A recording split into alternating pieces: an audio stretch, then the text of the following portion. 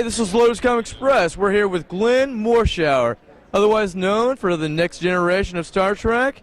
My favorite would be the Crazies and Transformers. So, let's get right down to it, sir. You've been in film for a little bit, quite a while, actually. 38 years. 38 years. Now, what got you into film, sir? I grew up here in Dallas. We're at the Dallas Comic-Con here, and I grew up right here in the area. And when I was 16 years old, I got a film called Drive-In and moved to LA the following year. So I've been in Los Angeles most of my life, and that's how it all began. And I've been very blessed to have a good career as a character actor. And it probably worked more as a bald guy than I ever did with hair.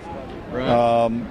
And certainly for me, Transformers and my favorite project of my career is a series called 24 on Fox Television with Kiefer Sutherland. Those two are Kiefer's very amazing, isn't he? He is. He's one of the most generous people I've ever known. I was going to say, how was it working with Kiefer? He's great. He's got a wonderful work ethic. He works hard and plays hard and is arguably the most generous person I've ever known in my life.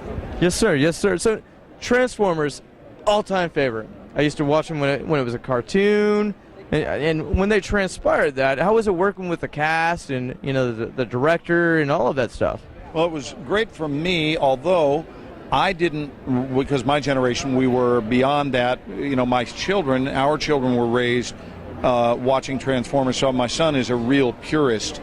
I didn't have anything to base my involvement on, but Michael Bay is a dear friend of mine, and we've done 5 movies together, and I was blessed to be a part of the Transformers cast in 1, 2, and 3.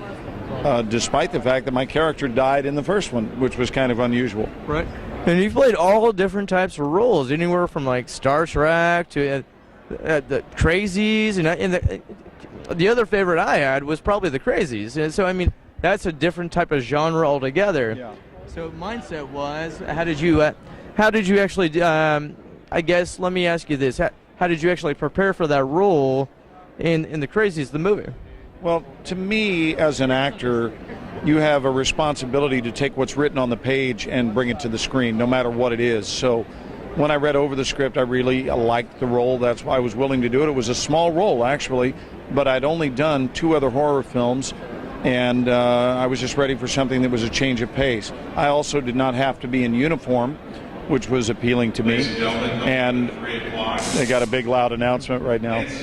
But it's horror films are fun to do, and I'm looking forward to doing some more of them. I like the film. Most horror films I actually am not a big fan of. Right.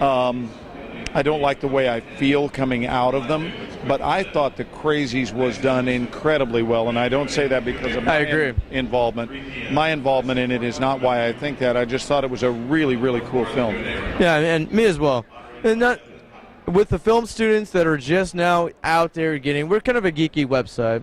And we try to do our best to support the film students, the people that are advocates in the comic books, and all of that stuff. And what advice would you offer the new film students, the next generation of people that are coming out and actually trying to branch out into film, whether it's actors, directors, or such and so forth?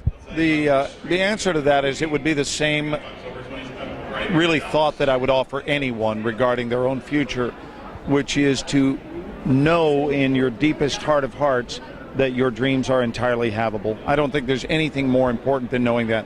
I think a lot of energy is wasted on people who they hope for things or they wish for things, but to actually believe that it is available to them as a lifestyle, that it can come true, and then put every fiber of your being into the creation of that. It's often been said, and I agree with it, that a plan B is basically a plan to fail in plan A.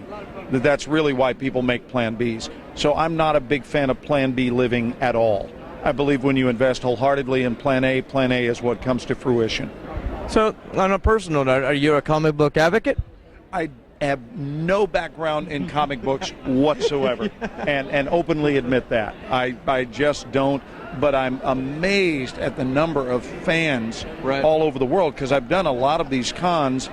That would be Comic-Cons, not cons as in someone who cons somebody, but the Comic-Cons are great, and they've been very welcoming, and I adore the people that frequent them. So it's a world I know very little about, but from what I've been exposed to in these, it's wonderful. Yeah, Mark, Ben, they do such a great job at what they do. Obviously, I mean, the convention's amazing, guys. If you haven't checked out Dallas Comic Con, it's absolutely phenomenal. Check them out online.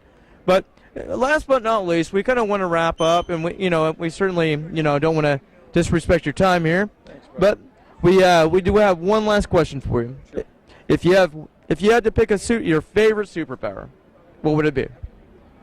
I would love to be a superpower for forgiveness.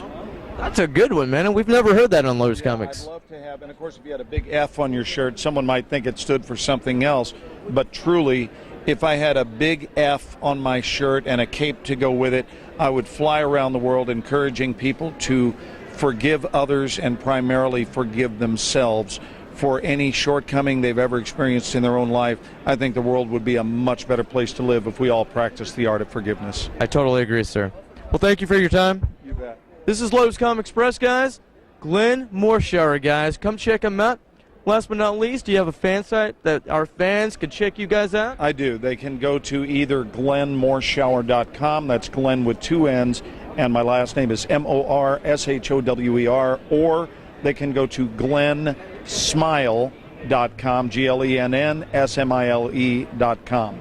And that is a website devoted to a program that I do around the world. I travel extensively as an inspirational speaker. I can see that, sir. You can see it in my interview style? Sir. Yeah, well, it's tough to take the vibe out of me, but it's called The Extra Mile, and it is all about living an empowered life of purpose. That's awesome. That's very good. Mile. Thanks for watching, guys. Thank you for watching. LotusComics.com. We'll see you next time. Bye-bye.